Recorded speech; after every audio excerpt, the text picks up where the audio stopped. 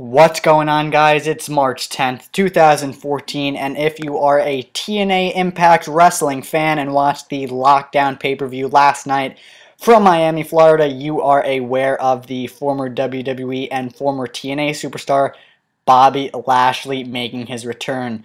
Before the show, Ethan Carter III, EC3, actually, I saw on Twitter, he posted a couple tweets. Who would you like to see him face? He issued an open challenge. People were saying like Tommy Dreamer and just different names, and he would answer possibly, but they're not on the roster. And obviously Bobby Lashley wasn't on the roster until TNA Lockdown, the event.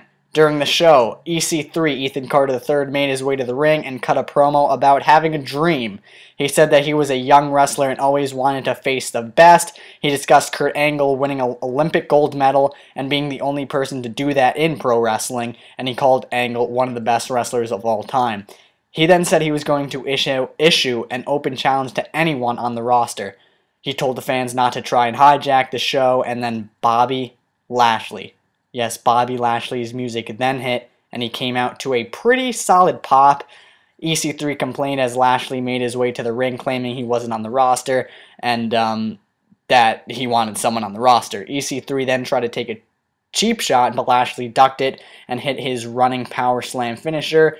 Lashley speared him, and then his music played and ended the segment. So Bobby Lashley back in TNA. I honestly didn't see the footage of TNA Lockdown. Not really that big of a fan of TNA, but I mean, as of late, Bobby Lashley returned. There's just tons of things going great for Impact Wrestling. I'm a big fan of Ethan Carter III, formerly in WWE as Derek Bateman. Was a fan of him there. Just love his work, his young talent.